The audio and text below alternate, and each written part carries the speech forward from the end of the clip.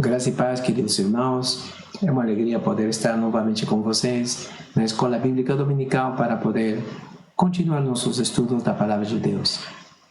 Amados, gostaria que inicialmente fazer uma leitura com vocês do livro de Salmos. Vamos procurar então no livro de Salmos, Salmos 119, versículo 11. Vamos ler Salmos 119, versículo 11. Assim diz a palavra de Deus: guardo no coração as tuas palavras, para não pecar contra ti.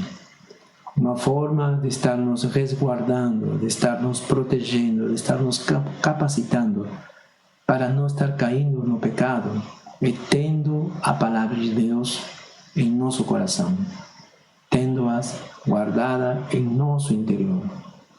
E nesta oportunidade a gente vai estar se capacitando, vai estar se preparando na palavra de Deus para estar fortalecidos, resguardados, capacitados no momento da tentação, para não estar cedendo, para não estar caindo, no domínio do pecado. Vamos procurar então agora o livro de Judas e continuar nosso estudo. Judas, o autor dessa carta, não é o Judas Iscariote que traiu Jesus. É Judas, o irmão de Jesus. Nós vimos que no primeiro versículo, Judas faz a saudação aos irmãos da igreja para quem se dirige e faz menção que é irmão, a ligação de sanguínea com o irmão de Tiago. No entanto, quando se refere à sua relação com Jesus, ele não menciona isso. Ele menciona a sua relação de servo. Ele afirma que é servo de Jesus Cristo. É interessante. Por quê? Porque aqui está ele destacando, a sua relação de servo para com seu Senhor. Destacando, reconhecendo o senhorio de Jesus na sua vida. No versículo 2 nós vimos também de que Judas destaca três pontos, três coisas que são necessárias na vida cristã desenvolver e multiplicar entre os irmãos. É misericórdia, paz e amor. No terceiro versículo nós vimos que Judas ele tinha um propósito quando ia escrever essa carta para os irmãos. A princípio ele via interessante e importante tratar o assunto sobre a salvação. Mas ele foi obrigado, foi convencido de mudar de tema, de mudar de assunto. Já não mais sobre a salvação, mas sim sobre a fé, sobre a perseverança da fé, sobre a necessidade de estar cuidando-se, salvaguardando, de continuar na fé. Agora, nós entendemos, pela palavra de Deus, claramente nos diz que a Bíblia foi escrita por homens, mas inspirados pelo Espírito Santo de Deus. Então, o mesmo Espírito que inspirou, que conduziu, que dirigiu os homens para escreverem as Sagradas Escrituras, é o mesmo Espírito que convenceu Judas para mudar de tema. Então, por quê? Porque era um tema que era importante nesse momento. E no versículo 4 que vamos estar lendo, aqui explica as razões do porquê era indispensável tratar o assunto da fé. Vamos ler, versículo 4 de Judas. Pois certos indivíduos se introduziram com dissimulação. Aqui já começa a falar sobre algumas pessoas que surgiram no meio da igreja, no meio da congregação, entre os irmãos, com o objetivo de estar falando um outro Deus, um outro Jesus, um outro Evangelho.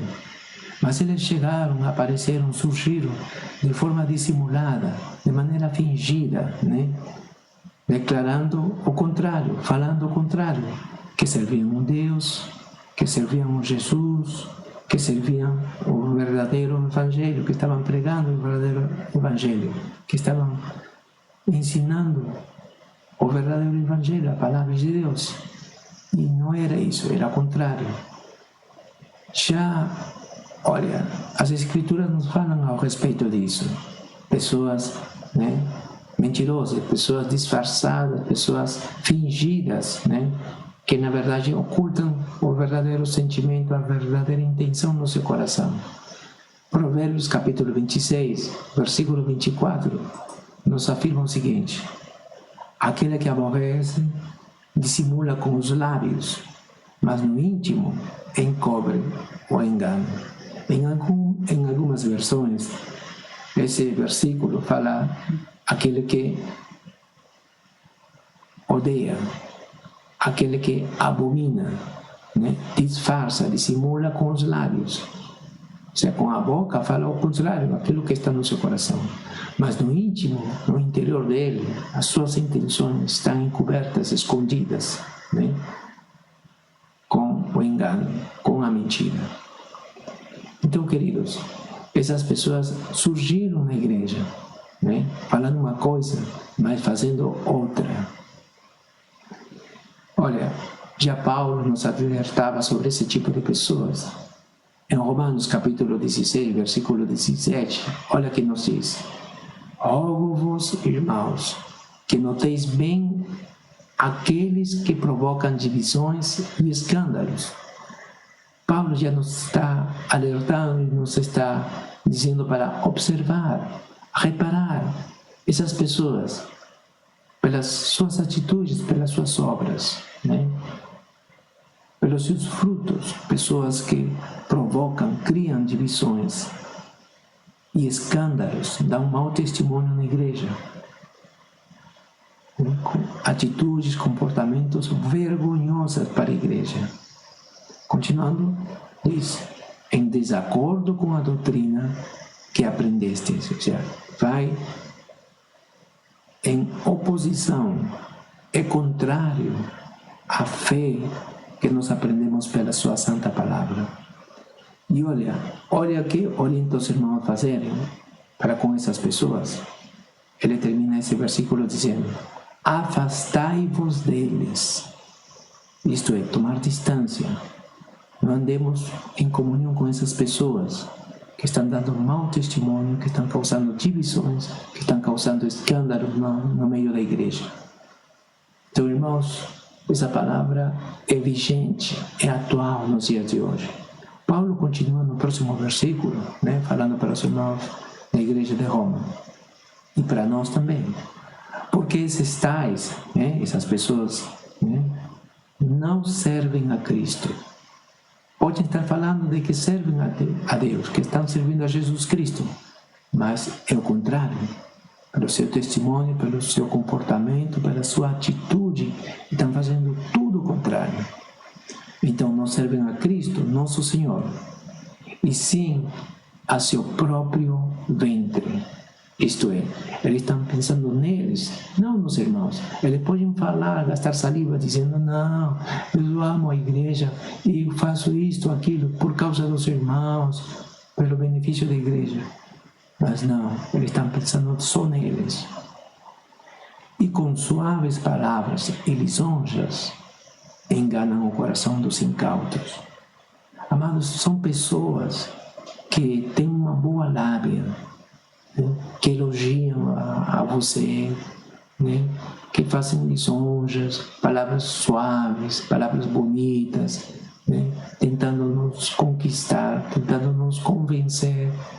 E aqui nos diz o próprio Paulo que engana o coração de incautos, coração de pessoas que são ingênuas em base da palavra de Deus, que estão descuidadas, que não estão protegidas pela palavra de Deus, que não estão vigiando. Então esse tipo de pessoas são enganadas pelas palavras bonitas, pelas palavras suaves dessas pessoas. Então, não deve se estranhar. A palavra de Deus nos diz para tomar cuidado.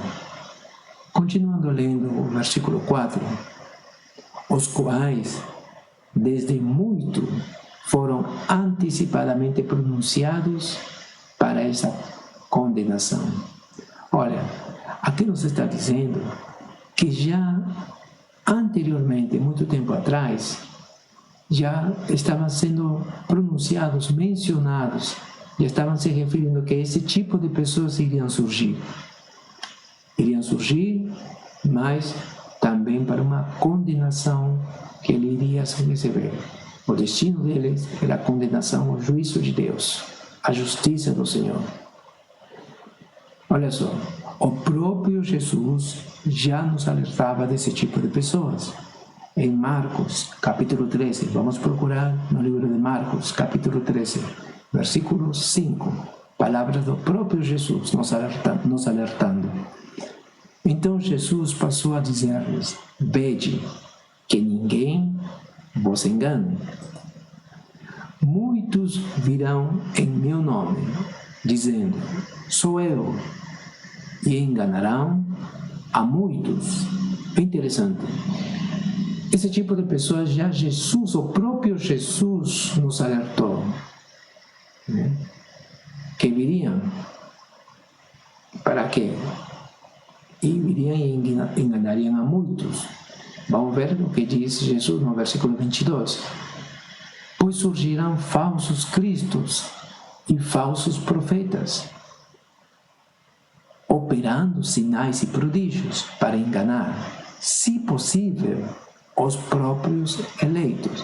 Olha, eles vão vir de uma forma tão sorrateira, tão fingida, tão mentirosa, tão disfarçada, né? Que operarão, não somente falarão palavras bonitas, com bons argumentos, palavras suaves, mas também vão operar sinais e prodígios com a finalidade de enganar, inclusive dando lugar para isso, ok? Dando lugar para isso, até os próprios eleitos, aqueles que foram chamados por Deus. Se as pessoas, os próprios eleitos escolhidos por Deus, não vigiar, eles vão ser seduzidos pelas palavras mentirosas dessas pessoas e serão conquistados pelos seus argumentos, serão, né, convencidos e estarão sendo refém das mentiras deles. Então, Jesus nos alerta, nos adverte. E ele encerra essa palavra, no versículo 22, aliás, no versículo 23, alertando-nos, afirmando: estais vós de sobreaviso, tudo vos tenho predito.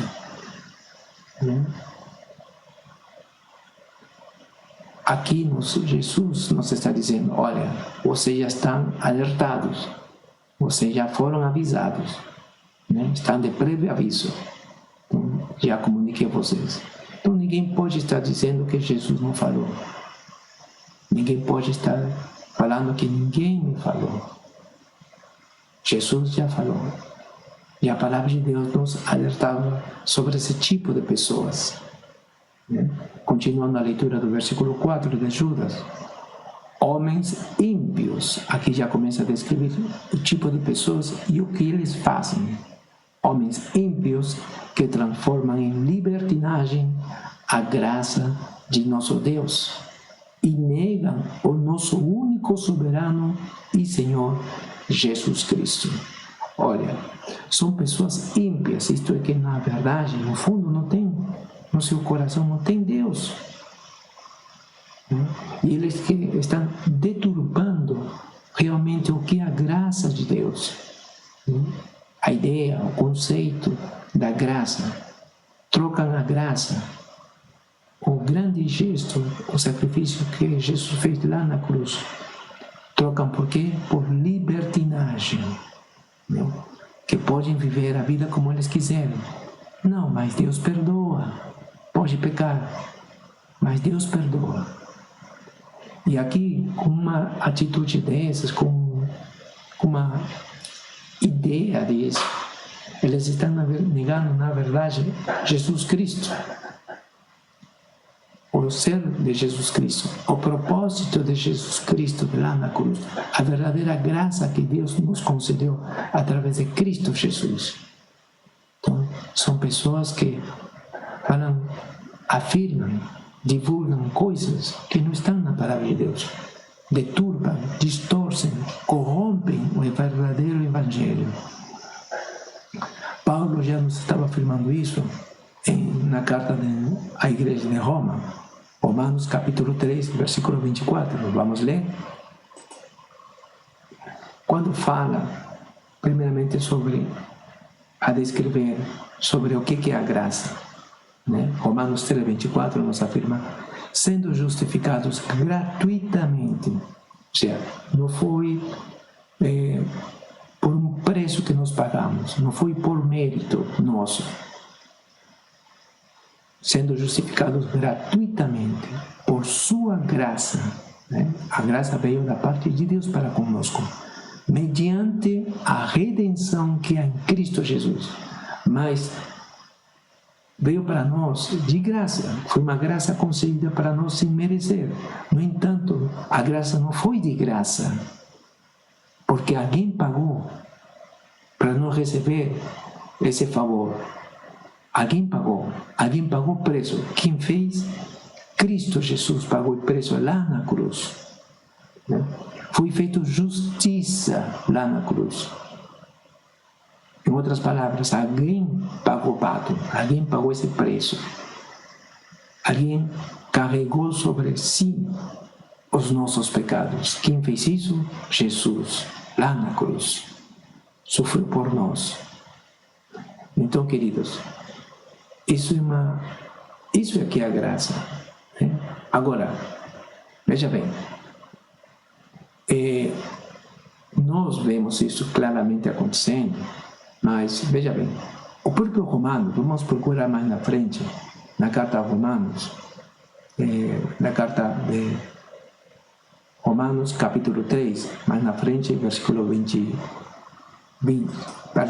capítulo 5, versículo 20, nos diz, Romanos 5, 20, sobreveio a lei para que avultasse a ofensa, mas onde abundou o pecado, superabundou a graça.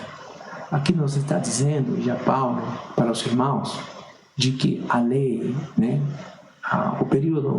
o tempo da lei, onde que as pessoas tinham que obedecer a lei, né, demonstrou, ressaltou, né, a ofensa que nós temos para com Deus. Né? Nós não podíamos seguir a rixa a lei, porque nós, como ser humano, temos uma incapacidade de cumpri-la. Mas onde abundou o pecado, superabundou a graça. Hoje em dia, né, Jesus, como Cordeiro que tira o pecado do mundo, ele cumpriu a lei cabalmente, completamente, integralmente, por nós. Correto? Então nós recebemos essa graça nas nossas vidas. Então já nós não temos nenhuma condenação, o inimigo não pode nos acusar. Não devemos nada ao diabo, porque Jesus pagou o preço completa, integralmente, com seu sacrifício. Certinho? Então, Paulo nos explica isso na carta aos Romanos. Mais na frente, no capítulo 6, né, depois de estar explanando, né, dizendo o que é a graça, como que perdoa todos os nossos pecados de uma forma eficaz, eficiente, de uma forma plena, né, e dizendo assim, as pessoas quanto mais pecaram, com maior amplitude, de uma forma mais tremenda, se manifestou a graça de Deus através de Cristo Jesus. No entanto, ele faz a pergunta no capítulo 6. Se é assim, então que diremos, pois?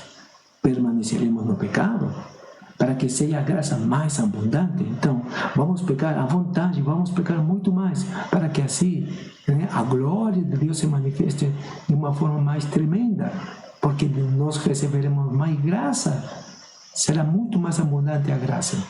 Né? Agora ele que responde diante dessa pergunta, ele fala, de modo nenhum. Como viveremos ainda no pecado? Nós, o que para ele morremos? Olha, gente, a graça não é para ter liberdade de pecar. Quem recebeu a graça, quem entendeu a graça e quem vive na graça, não vive pecando. Não vive pecando. Porque já não está já sendo preso, refém ao pecado. Olha só. No livro de Tito capítulo 2, nos explica isto. Tito capítulo 2, versículo 11. Vamos ler? Quanto à graça de Deus, se manifestou salvadora a todos os homens. Somos salvos pela graça de Deus, não por mérito nosso, correto? Nós somos salvos da condenação eterna e somos salvos, livres do domínio do pecado, do reinado do pecado. Né? Então, mas, olha só o que nos diz o Tito, no versículo 12, sobre a graça, né? Educando-nos, tá? Então, foi a graça manifestada sobre as nossas vidas, educando-nos. Para quê? Ou seja, ele para quê? Para nos treinar, para nos educar, para nos capacitar, para que, renegadas a impiedade e as paixões mundanas, ou seja, sendo negadas, sendo recusadas, reconhecendo que a forma mundana, pecaminosa de viver, né, não vamos recusar, não vamos mais aceitar, nós a rejeitamos. Vivamos no presente século. Estamos falando aqui, aqui na terra, não esperando só na glória, aqui na terra. Vivamos no presente século sensata, justa e piedosamente. Então nós devemos dar um bom testemunho. Esse é o fruto da graça. Aquele que vive na graça não vive pecando. Tá? Então, e essas pessoas que está fazendo a referência no versículo 4 que nós limos, que chegaram de forma sorrateira, disfarçada, fingida, né? Estavam deturpando essa graça. Estavam dando uma permissividade ao pecado. Vamos ler no próximo versículo, então, de Judas. Quero, pois, lembrar-vos, embora já estejais cientes de tudo uma vez por todas. Começa Judas agora a falar, a dar um lembrete, uma coisa que eles já sabiam de criança porque eram ensinados pelos pais, eram ensinados pelos sacerdotes, pelos professores, pelos mestres, né? Alguma coisa. Então ele traz algo que do Antigo Testamento, que eles já sabiam. Vamos ver? A propósito do que está se referindo, do que está falando, no versículo anterior. Que o Senhor, tendo libertado um povo, tirando-o da terra do Egito, destruiu depois os que não creram. Olha, aqui Judas, no tempo da graça, traz de volta uma história, um fato que aconteceu na história de Israel, do povo de Deus, né? Ele vai lembrar o que Deus fez, o que aconteceu com o povo de Deus. Deus tirou o seu povo do Egito, né? Os libertou das garras, do domínio do inimigo, precisamente para quê? Né? Para levá-los à terra prometida. No entanto, né? Tinha gente no meio que tomaram uma atitude rebelde, desacataram a Deus, desobedeceram a Deus, murmuraram, começaram a pecar contra Deus. O que Deus fez? Aqui está escrito: destruiu depois os que não creram. Quer dizer, eles poderiam falar, ninguém falava naquele período do povo de Deus que saíram murmurando, reclamando a Deus. Ninguém falava, não acreditamos mais em Deus. Não, ninguém falou isso. Você não vai ler isso na Bíblia. Ninguém falava isso. No entanto, as suas atitudes, seu comportamento, sua maneira de agir, demonstravam que eles não acreditavam no Deus que os libertou. O seu testemunho falava mais alto do que as suas palavras. Então Judas traz a lembrança, algo que os irmãos sabiam muito bem. Olha só, uma maneira de entender, não vamos procurar em Salmos, te convido a ler Salmo 78. Aqui em Salmo 78 vamos ler alguns versículos, onde que vai descrever, vai narrar e descrever e explicar o que aconteceu, né, com o povo de Deus, com o povo de Israel, né, quando Deus tirou do Egito. Vamos ver? Salmo 78, o primeiro versículo. Começa assim: escutai, povo meu, a minha lei, prestai ouvidos às minhas palavras da minha boca. Olha só, já começa nesses salmos, né, a fazer menção da palavra de Deus, convocando, né, Deus convocando ao povo para ouvir a sua lei, o seu mandamento, os seus preceitos, as suas normas, as suas ordens, para prestar ouvidos, mas não somente o que ele está falando, prestar ouvidos, mas também, com certeza, para cumpri-las, né? E aqui, né, olha o que diz, no versículo 5, ele estabeleceu um testemunho em Jacó e instituiu uma lei em Israel e ordenou a nossos pais que o transmitissem a seus filhos. Quer dizer, essa lei, esse mandamento, essa ordenança, esses preceitos que Deus deu para seu povo, né, não somente ficou para que eles pensem, estejam cientes, que somente conheçam, não, mas para transmitir também para seus filhos. E isto está subentendido que não ficasse somente no conhecimento, mas que a cumprissem, que a obedecessem, não é verdade? Então, uma ordem, um mandamento, uma norma vinda de Deus é para ser cumprida. E isto tinha que ser repassado de pai para filho, e assim para todas as gerações. Olha o que nos diz no versículo 7. Para que pusessem em Deus a sua confiança. Então, ele mostra aqui nos versículos anteriores, vai falando que passem de geração para geração, né?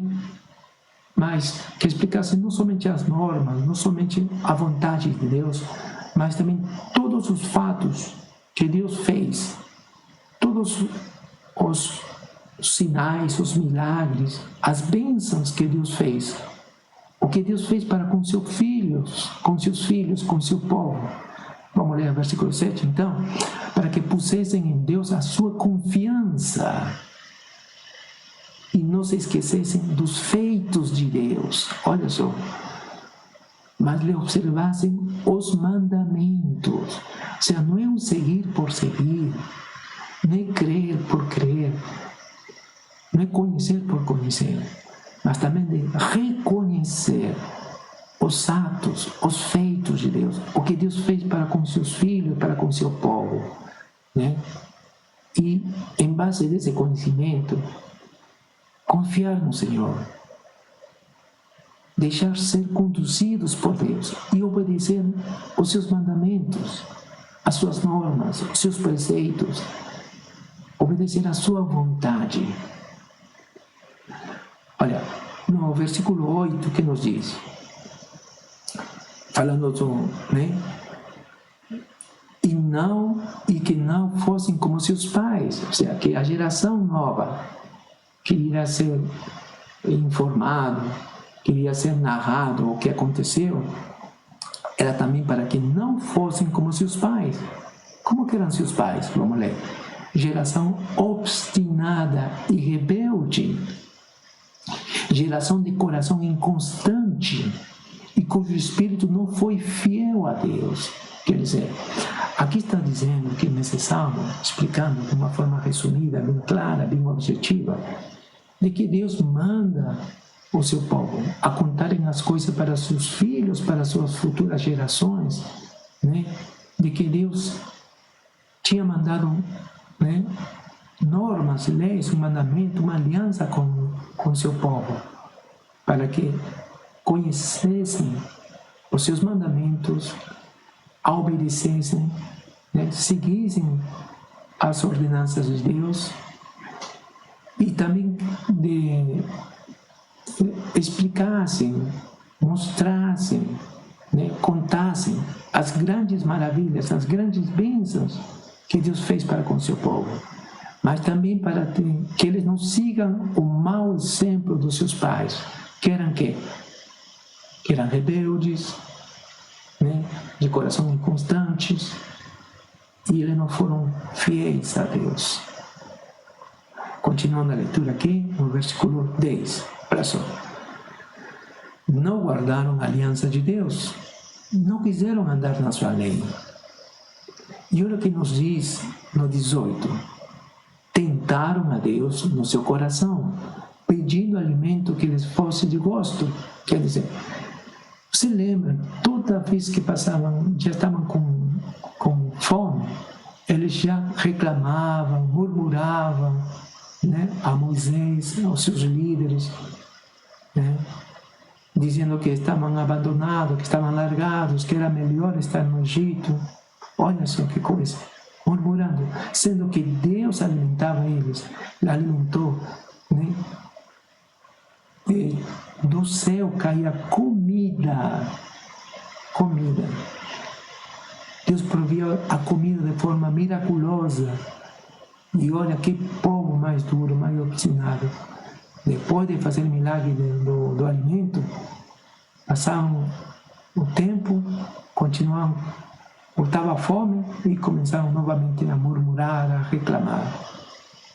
Por isso que aqui no versículo 30 nos diz, olha só, porém não reprimiram o apetite, tinham ainda o alimento, quer dizer, estavam ainda o alimento na sua boca, na sua mão.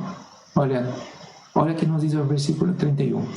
Quando se levou contra eles a ira de Deus, o povo, encheu a pança, ficavam tão preocupados, murmurando, reclamando por mais comida. Olha, que eles murmuravam. E aqui que nos diz no 31, quando se levou contra eles a ira de Deus. Contra quem? Contra seu próprio povo. E entre os seus mais robustos semeou a morte. Ou seja, aqueles que mais fortinhos, começou com eles. Ceifou as suas vidas. E prostrou os jovens de Israel. Começou a humilhar aqueles autossuficientes, aqueles que se consideravam mais fortes. Para dar exemplo, para mostrar quem é Deus, para demonstrar que eles estavam errados, que estavam em pecado. Então, Deus não passa a mão na cabeça de ninguém. E olha que nos diz no versículo 32, apesar de Deus, né, estar disciplinando e estar fazendo isso de uma forma dura, olha só, no 32, sem embargo disso, continuaram a pecar e não creram nas suas maravilhas. Olha só, que povo obstinado, né? Que povo de coração duro. É assim o ser humano. Essa é a tendência da natureza pecaminosa de você e de mim. Se a gente não vigiar, se a gente não buscar em Deus, não estar sempre, né, se entregando ao Senhor todos os dias, em oração, em consolidação, meditando na sua palavra, né, sujeitando a carne, a gente vai cometer a mesma coisa, o mesmo erro, o mesmo pecado que os nossos pais, né, lá no Egito, no deserto, quando saíram do Egito. Então, queridos, prestemos atenção. No versículo 33, olha o que nos diz. Por isso, Ele, Deus, fez que os seus dias se dissipassem num sopro e os seus anos em súbito terror. Olha, não somente Ele exterminou pessoas, mas o tempo de vida, né, chegou a ser tormentoso, sofrido, né, de muita dor. Então, queridos, isso pela mão de Deus. Então, todos estes acontecimentos, é interessante, Judas traz à tona, traz a lembrança, no tempo da graça, coloca isto como um exemplo, que Deus é justo, disciplina e até castiga sim. Tem por aí pessoal afirmando que Deus nos castiga, porque a gente, quando ouve falar, na Bíblia está a palavra castiga, né? Tem um conceito de castigar da forma humana. Não, quando Deus pune, né? Pune os atos, Ele faz justiça. Ele faz justiça. Né? Quando a ira de Deus se manifesta, Ele faz justiça. Ele não exagera, né? Não extrapola a mão, certo? Ele faz justiça. Muito bem. Olha só o que nos diz em Hebreus, capítulo 10, vamos ler, Hebreus 10, 29. De quanto mais severo castigo julgais vós, será considerado digno aquele que calcou aos pés o Filho de Deus. Aqui está se referindo a pessoas, né, que denigrem o Evangelho, que dão mau testemunho, que dizem, afirmam serem discípulos, apóstolos, mestres, seguidores de Jesus Cristo, que conhecem, entre aspas, a palavra de Deus, que são, né, falsos profetas. Olha, pessoas que têm conhecimento da palavra, né, diz que calcou aos pés o Filho de Deus, quer dizer, que pisou, que desfez a Jesus Cristo pela sua fala, pelos seus falsos ensinamentos, pelo seu testemunho, pelo seu mau testemunho. Olha que nos afirma mais seguido, e profanou o sangue da aliança, quer dizer, o sacrifício de Jesus lá na cruz, ele profanou, porque está desfazendo o que Jesus fez na cruz. Está deturpando, está enganando, está falando uma outra coisa que não é a verdade. Continuando. Com o qual foi santificado. Ultrajou o Espírito da graça. Essas pessoas, querido, deturpam, né, corrompem o que realmente é a graça de nosso Deus através de Cristo Jesus, que fez lá na cruz por nós. Tá? Então, amados, isso daqui é muito sério, né? E nós devemos nos alertar a isso. Ainda mais Hebreus, vamos continuar o próximo versículo, versículo 30. Ora, nós conhecemos aquele que diz, a mim pertence a vingança, eu retribuirei, certo? O sea, Deus não fica com os braços cruzados. E outra vez, o Senhor julgará o seu povo. Quando fala aqui de vingança, quando fala de castigo, aqui se entende de que é julgamento. A ira de Deus irá se manifestar contra essas pessoas mentirosas, que dão mau testemunho, que fazem escândalo no meio da igreja. Assim aqui é escrito, irmão, eu acho que mais claro do que isso não tem. A própria palavra fala por si. E diz aqui, o Senhor julgará o seu povo. Não está falando dos ímpios, está falando dos gentios, dos mundanos. Julgará o seu povo. E olha aqui no versículo 31, horrível coisa é cair nas mãos do Deus vivo. Que coisa, né? Mas nas mãos de Deus não é segurança, não é proteção, não é amor, não é cuidado. Claro, meu irmão. Não tem melhor coisa que estar nas mãos de Deus, mas para quem está na vida torta, mas para quem dando mau testemunho, está escandalizando o Evangelho, está falando um Evangelho deturpado, né? Distorcendo as coisas do que realmente é a graça de Deus, aí, meu irmão, esse daí tem que tomar cuidado. Esse daí, olha, vai penar nas mãos de Deus, porque Deus não é bobo, não. Né? Então, isso que está escrito, queridos. Né? Vamos continuar a leitura, versículos 6. Olha só. Esse daqui vamos estar lendo e continuando estudando no próximo vídeo, né? Tá bom? Acho que até aqui, tá bom? Espero, queridos, que Deus tenha falado com você, né? E com certeza falou, se você está com o coração aberto, né? Deus fala, sim, para seus filhos, para o seu povo. Amados, espero que a palavra de Deus em si tenha falado grandemente em cada vida, em cada irmão, cada irmã.